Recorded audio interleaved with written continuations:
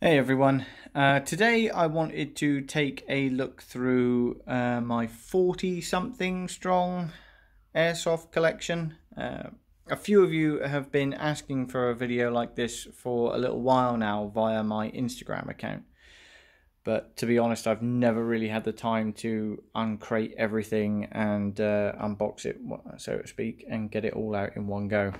Up until now, obviously. As you can see, I've sort of laid everything out in a sort of order that we can work through, starting on the left and working our way around with the sniper rifles. So right here we have my SRS HTI 50 cal. This thing's an absolute beast of a gun to use, very, very heavy, but a lot of fun. Gets a lot of attention, especially in the safe zone when you're between games, people asking questions about it and wanting to hold it, what have you. But yeah, a lot of fun to use, highly recommended. Next, we have a fairly new acquisition to my collection, which is the Action Army T10 series sniper rifle, based upon a Tokyo Marui VSR 10, although with some Action Army upgraded components right out of the box. Not had a chance to use it in game day yet because of the lockdown situation, but really looking forward to taking it out on the field when I get the chance.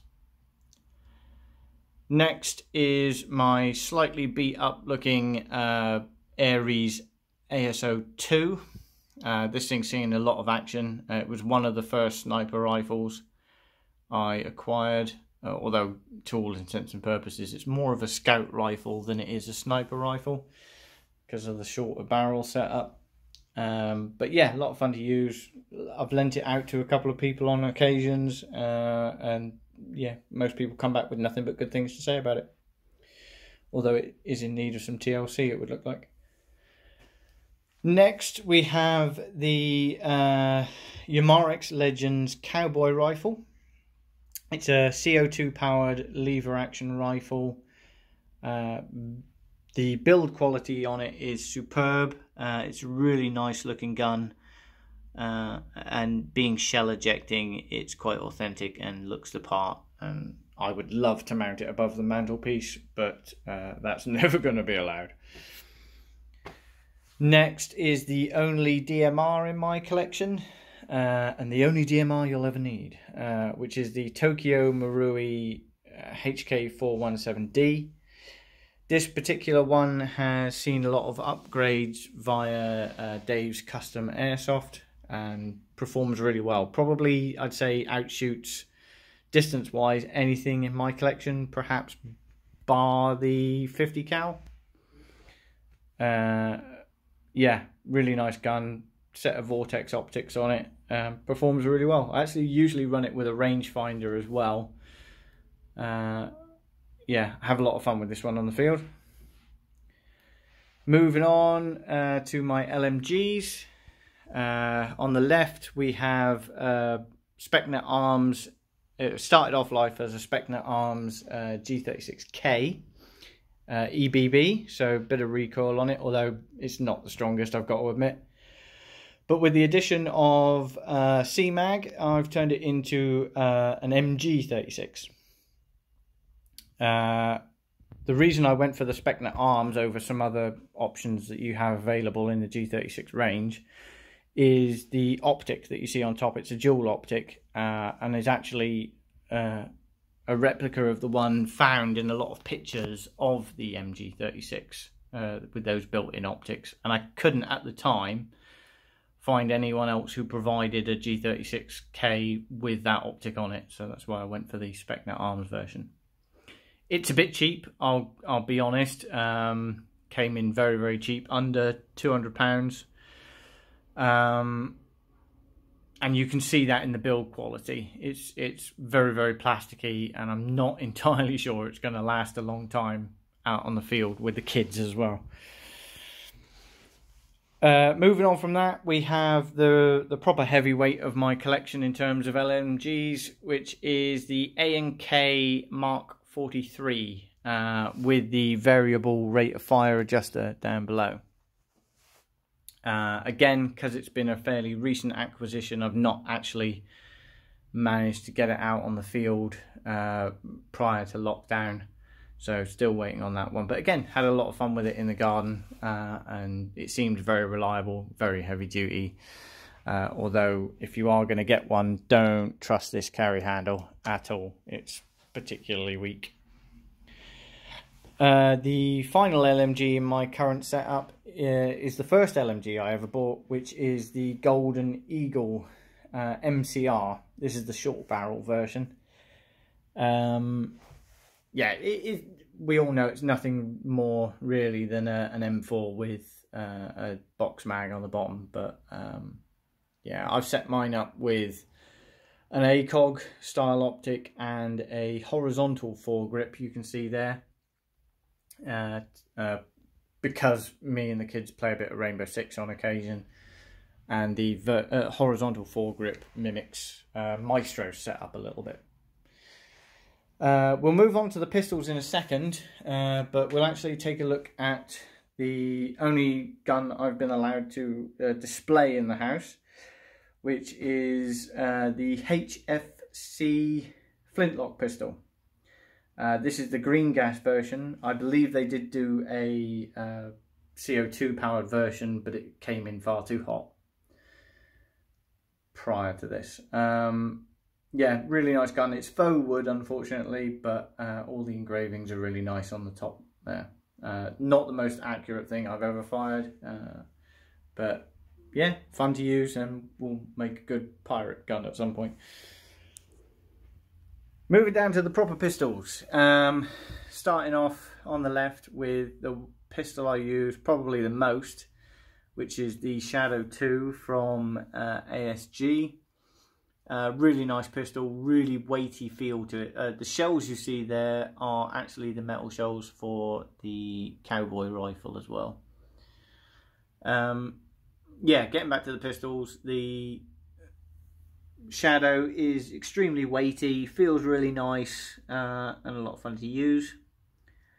Next to that, we have the Hudson pistol from EMG.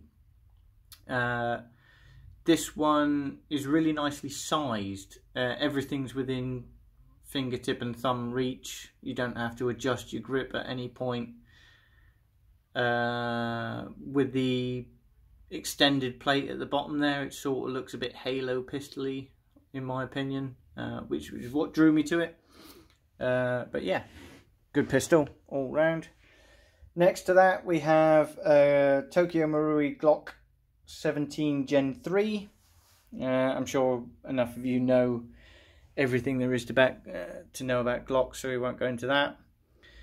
Then here we have the ArmorWorks HX20, which is a nice sort of two-tone look to it, with the gloss and the matte finish at the top. Then we have dual Tokyo Marui gold matches for the odd occasion I want to dual wield a pistol. Because let's face it, if you're not dual wielding the same gun, then it looks a bit odd. Finally, we have the Mark 23 from Tokyo Marui. Again, everyone knows about these things. We won't go into that too much. And the Action Army Assassin pistol, which is sort of the counterpart to the sniper rifle over there as well. Nice pistol.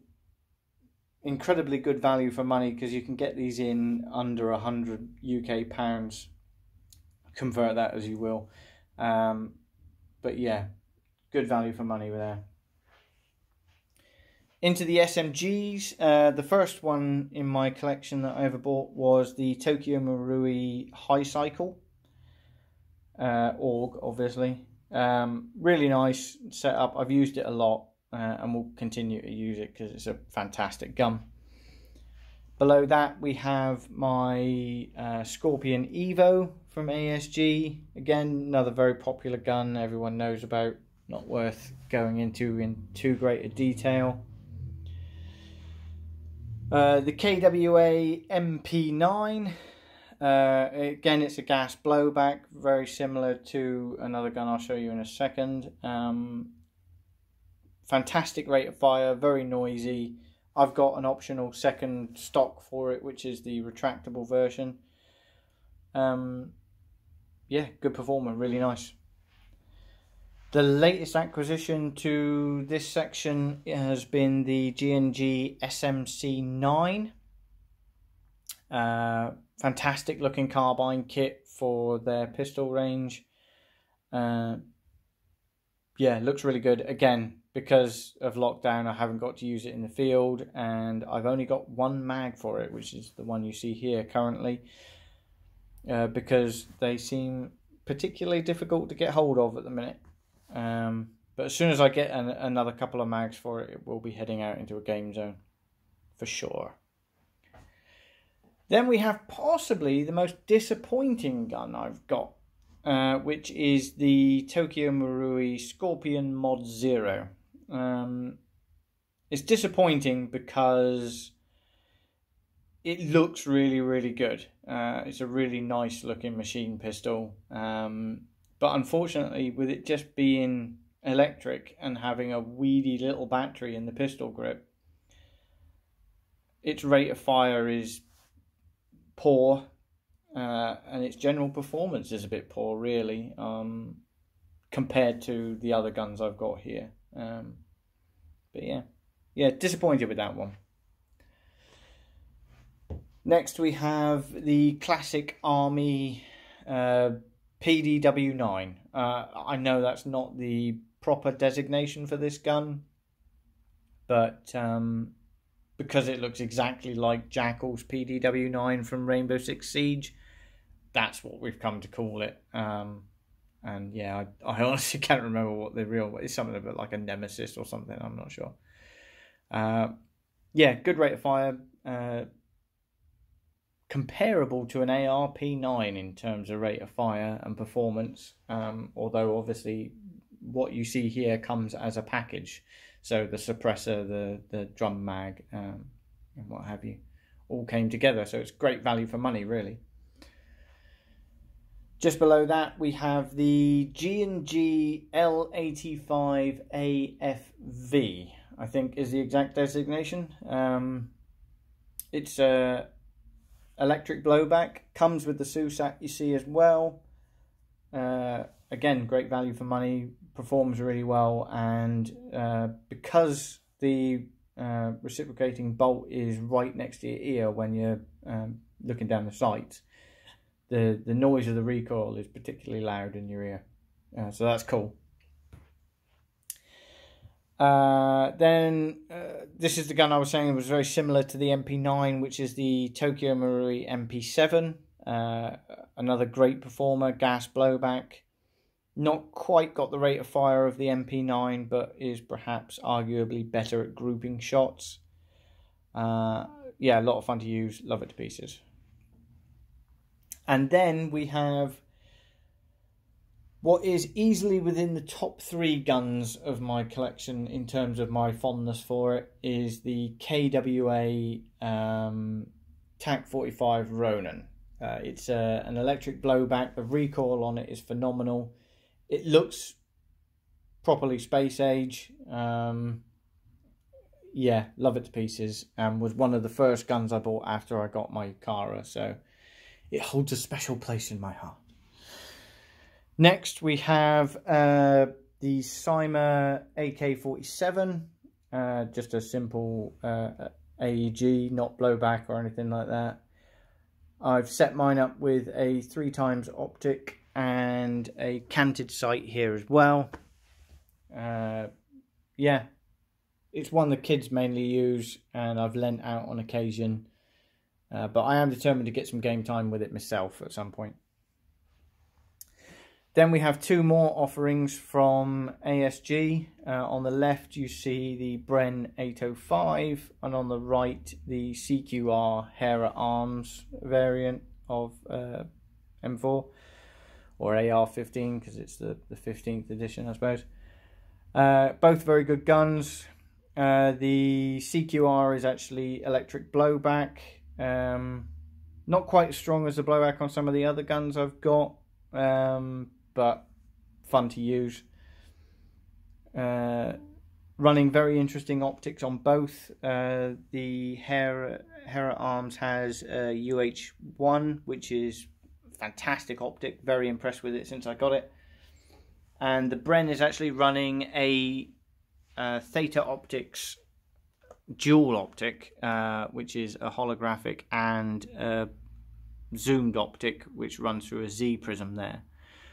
It's actually the Theta Optics is actually a clone of the Leupold original optic, which is far more expensive than this one. But obviously, I doubt it's got the performance of the Leupold one. But yeah, it's quite good, I've got to admit.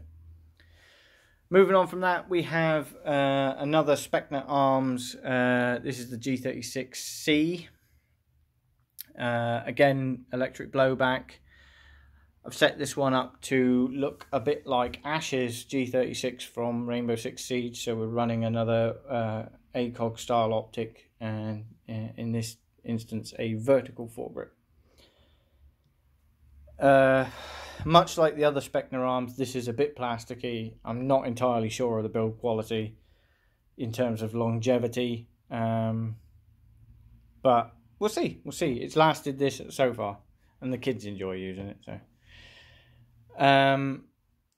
next, another gun that's high up my list of favorites is the Proforce MCX Virtus.